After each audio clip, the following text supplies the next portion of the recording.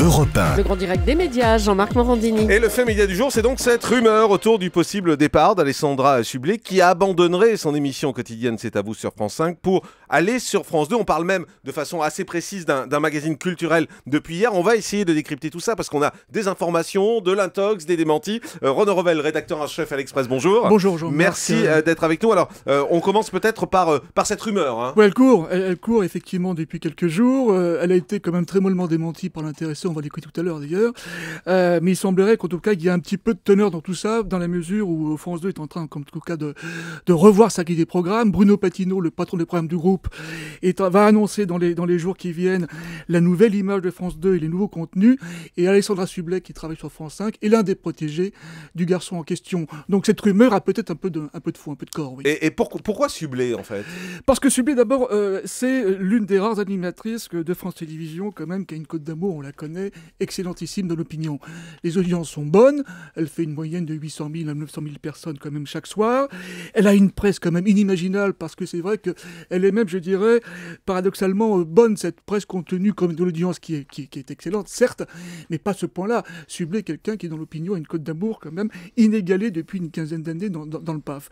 Et par ailleurs, elle a prouvé qu'elle était capable d'animer non seulement une simple émission de divertissement, mais beaucoup plus que ça, puisque son rendez-vous, c'est à vous, est devenu un peu une annexe du grand journal. Il y a défilé quand même depuis 2 ans à peu près la quasi-totalité de la classe politique, des stars, et j'en passe, de Stallone à Villepin, et tout le 7e art y a défilé.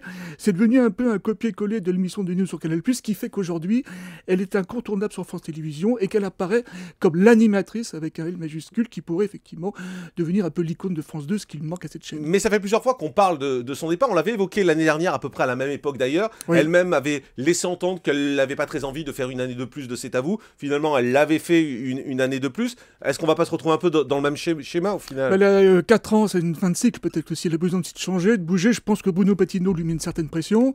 Et encore une fois, regardez un petit peu l'état des lieux de France 2. À part Virginie Guillaume ou Daniel Ambrosio, vous n'avez pas grand monde quand même. Le cheptel quand même est assez faible.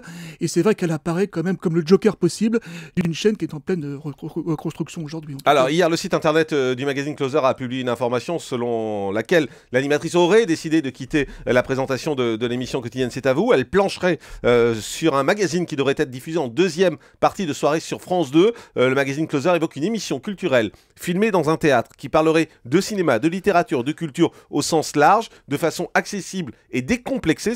C'est assez précis, c'est crédible ou pas? C'est très précis, parce que, en tout cas, c'est très précis. Ouais. Aller aussi loin dans le détail, ça suppose quand même que le magazine en question quand même a des éléments tangibles.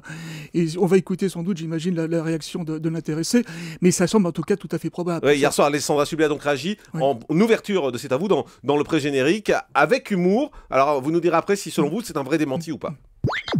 Alès? Ouais. T'as vu le scoop ou pas sur le site de Closer? Quel scoop? Ils disent que l'année prochaine, c'est toi qui vas animer l'émission culturelle de France 2. Non mais allô quoi? Allô? Depuis quand la presse people a des scoops télé? Ouais, moi aussi, je trouve ça chelou. Hein. Mais faut faire un démenti, faut faire un truc là et... Mais tu veux que je fasse quoi? Enfin, regarde, si tu veux convaincre les gens, je t'ai préparé un petit texte. Avec ça, ils vont te croire. Regarde, ok. Là-bas. Je n'ai pas et je n'ai jamais eu l'intention de quitter C'est à vous, ni avant, ni maintenant. 3 dans les yeux. Ah bah voilà. C'est pas mal. J'ai un peu peur que tu t'enfermes dans la spirale du mensonge quand même. Alors qu'est-ce qu'il faut en penser? Parce que ça a double tranchant. Ça ressemble à Jérôme Cahuzac. Jérôme Cahuzac sort de ton corps. Oui, c'est ça. Oui, écoutez, non, c'est le choix de l'humour et on le comprend. Mais c'est un démenti ou pas? C'est un démenti. Non, c'est pas un démenti. Je dirais que c'est une confirmation en pointillé parce que c'est pas elle de l'annoncer. C'est à Bruno Patino de le faire. Ils le feront en date et en heure, j'imagine. Et on a choisi effectivement cette posture un peu humoristique.